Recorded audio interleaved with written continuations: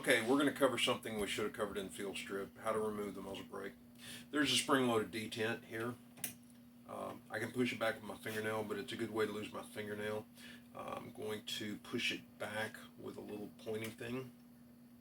It's hard to do from this angle so you can see.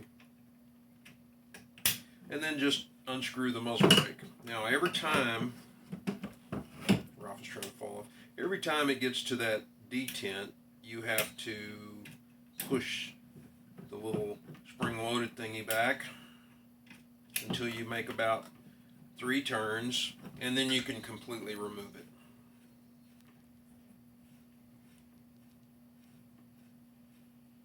And the longer it runs without cleaning, the more interesting it is to remove.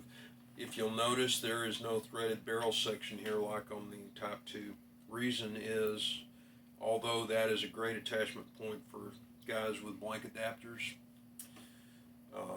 the muzzle brake on the Type 1 is shorter, and if we had left the threaded barrel extension, it would have negated the effects of the brake. So guys that run blank firing devices are just going to have to figure out something else.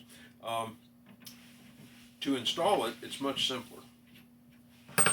Screw it on.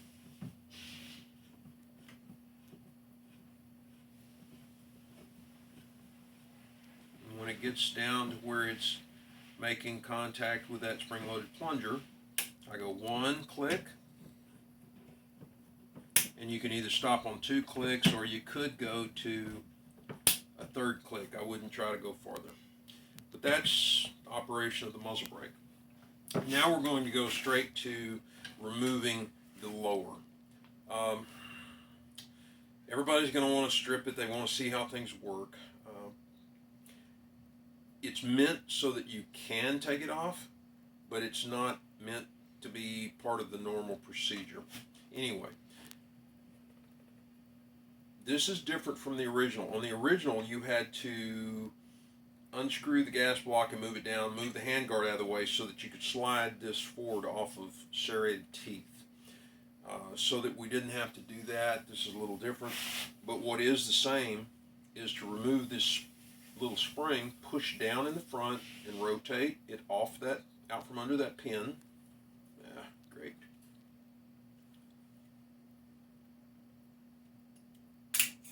Okay, remove this pin, push the safety out. Now, when you remove this, it fits rather tight. I suggest you put your fingers here so that when you pull this up and off, it doesn't bite the handguard.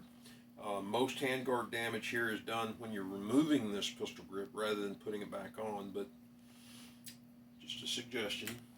And this is really, I mean, you can blow this out with compressed air or whatever. I would not go any farther unless you're having an issue.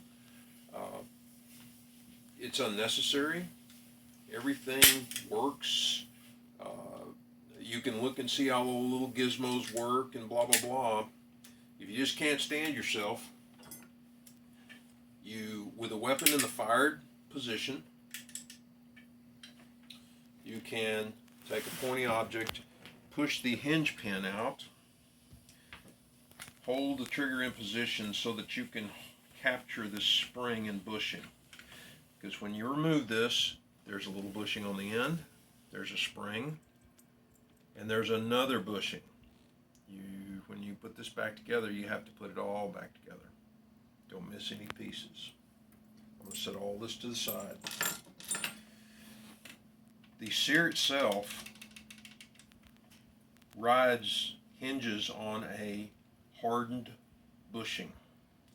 That bushing is not a press in, but it is a almost press fit. To get it out, you're going to have to tap it out.